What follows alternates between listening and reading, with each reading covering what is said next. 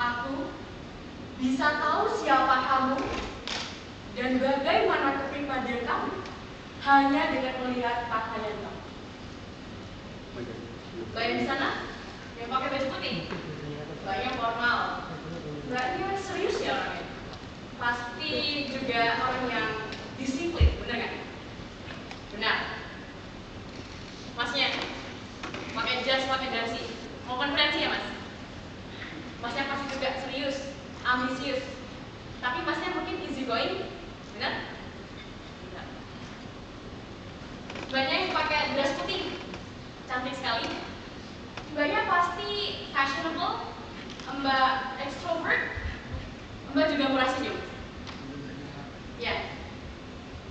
Jadi apa yang barusan kita lihat tadi itu ada kaitannya loh. Dan hari ini akan saya bahas. Namun sebelum itu, ketika saya memberikan dua gambar seperti ini, saya mengajukan sebuah pertanyaan. Jika kalian ingin bekerja sama, atau kalian ingin percaya pada seseorang, kalian ingin memilih orang yang mana? Raise your hand. Yang just kan? Is that true? Oke. Ya, ini bukan sihir. Ini bukan sihir. Ini adalah sebuah keadaan psikologis yang memang ada di dalam diri manusia. Dan aku menyebutnya the clothing illusion bias. Dan the clothing illusion bias ini adalah kecenderungan bahwa otak kita selalu memilih sesuatu yang gampang, kode-kode visual. Kita memilih sesuatu berdasarkan pakaian mereka. Kita memilih sesuatu dan menilai seseorang, kepribadian mereka, moralitas mereka hanya dengan pakaian yang mereka gunakan. Contoh sederhananya, orang memakai serba hitam karena jujur saya suka banget sih pakai warna hitam. Mbak nggak punya baju lagi ya. Mbaknya stres ya, agak melo gitu ya. Masalahnya saya udah nggak punya baju lagi gitu ya. Hitam semua gitu. Atau yang kedua, masnya pakai jas, masnya pasti sukses dan ambisius ya mas ya. Atau mbak yang pakai baju pink, mbaknya pasti feminin dan juga girly gitu ya, pick me gitu ya kalau orang sekarang bilang. Dan yang terakhir, masnya pakai hoodie doang, kayaknya pakai hoodie sekarang ya. Berarti masnya nggak serius dan main-main doang gitu kerjaannya. Nah, kata dari lekahnya kan, otak manusia itu tidak suka berusaha, betul nggak? Kita selalu memikirkan sesuatu yang cepat, dan kita selalu memikirkan sesuatu yang ada di depan mata aku ada ini ya udah, gitu. Dan dalam hal ini kita bisa menyimpulkan sesuatu yang terkadang menyakiti hati orang lain, betul nggak kan? Oke. Tapi sebelum itu ada sesuatu yang aku harus jujur kepada kalian. Sebenarnya clothing illusion bias yang baru saja saya sampaikan itu nggak ada. Nggak ada. Saya 100% berbohong. Karena nggak ada sama sekali di dalam kamus psikologi kita the clothing illusion bias. Tapi kalian percaya kan? At least di beberapa detik pertama kalian percaya bahwa the clothing illusion bias itu ada. Kenapa? Karena itu gampang. Karena dalam satu hari kita sudah memikirkan banyak sekali hal, data, tugas, kuliah, kantor,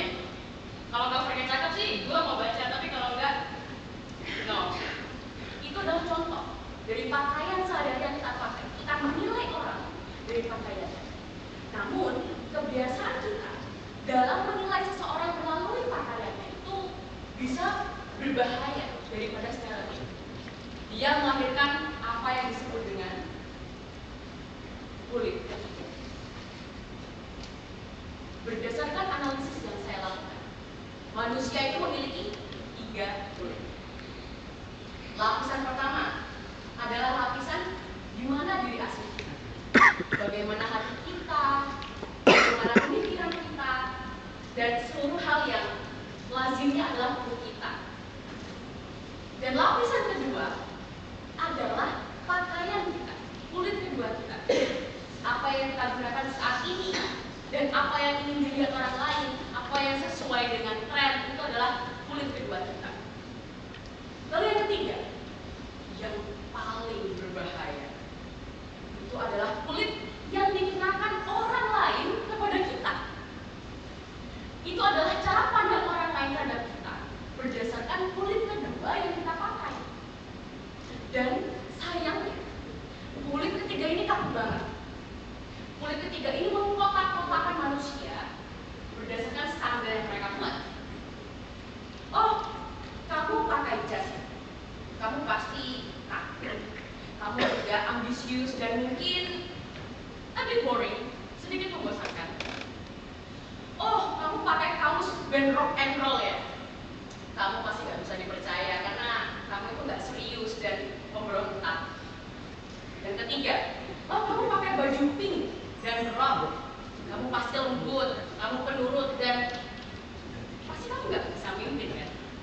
Nah, pakaian kita yang seharusnya menjadi alat ekspresi kita, di sini malah menjadi stereotip yang mengurung kita. Dan bahkan saya memiliki kisah lucu tentang ini.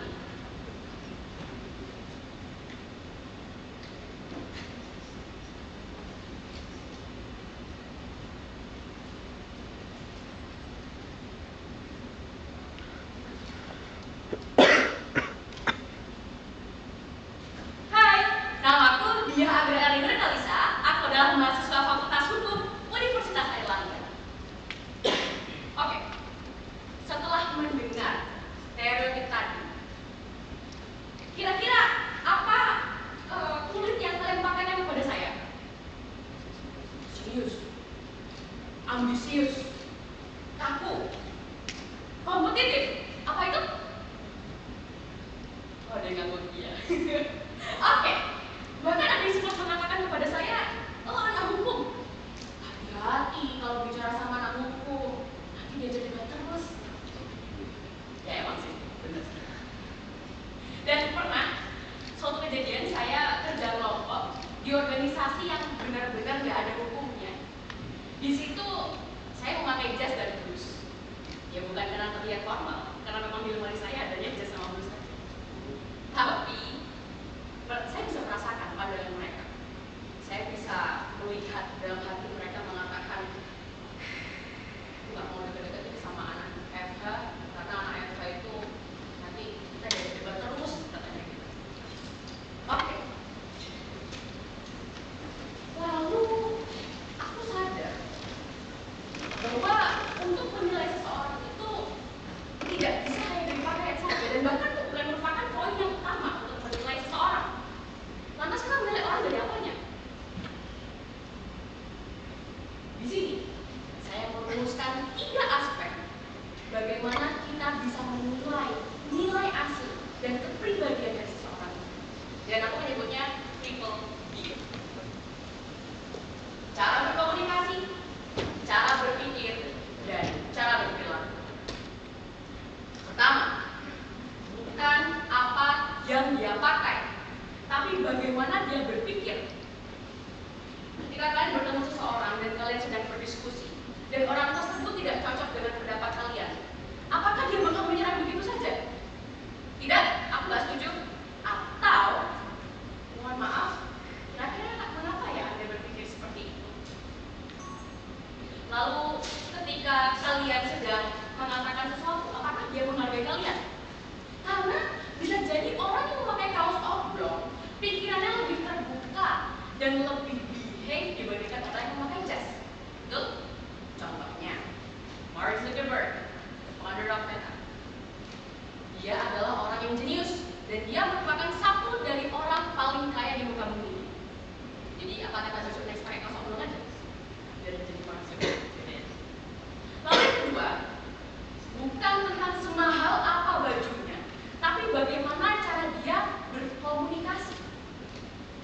Coba sekarang bandingkan ketika dia berbicara dengan orang yang berada di bawahnya statusnya.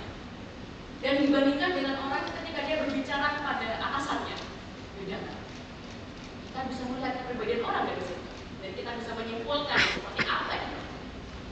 Apakah dia juga sering memotong pembicaraan tanpa ada permisi atau apa? Dari situ kita bisa tahu. Dan bahkan ketika kita berbicara dengan dia, apakah dia menatap mata kami seperti yang menatap kalian sekarang? Dari situ kalian bisa mengecek kepribadian orang. Dan yang ketiga adalah bukan dari seberapa tren bajunya, tapi bagaimana dia berperilaku. Perhatikan ini.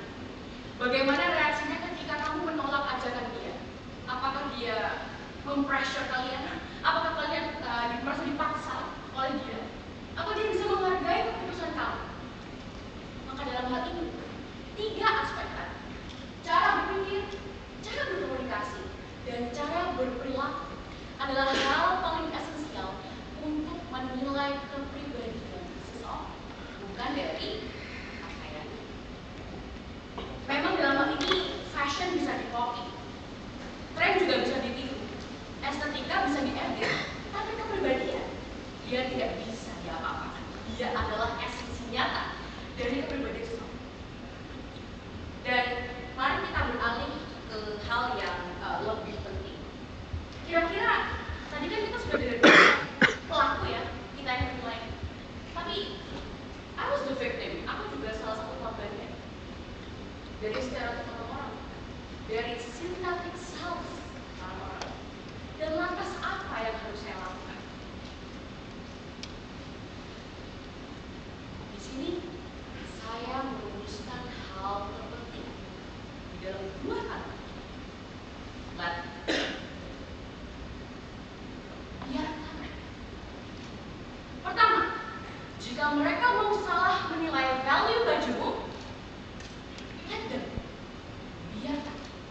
Jika mereka mau salah menilai tentang penampilanmu, let them. Dan yang ketiga, jika mereka ingin membangun sebuah cerita yang salah tentangmu bersama-sama, let them. Biarkan. Karena itu bukan tugasmu untuk menjadi orang itu. Itu dunia mereka. Jadilah dirimu sendiri. Dan jadi orang yang tidak peduli dengan memperbaiki kesalahpahaman orang lain tentang kamu. Dunia ini tak terlalu sempit kan? Melakukan hal seperti itu.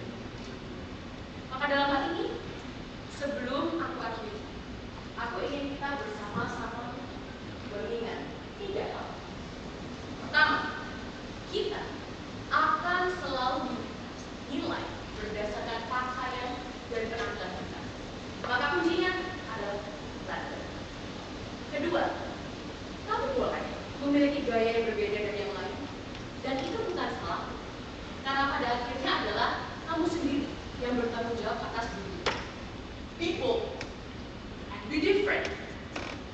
Dan yang ketiga, hal yang paling penting adalah tidak untuk mengupgrade pakaianmu saja, tapi upgrade juga nilaimu, cara berpikirmu, cara berkomunikasimu, dan berperilaku. Karena pada akhirnya, pakaian hanya meninggalkan kesan sesaat, tetapi kepribadianmu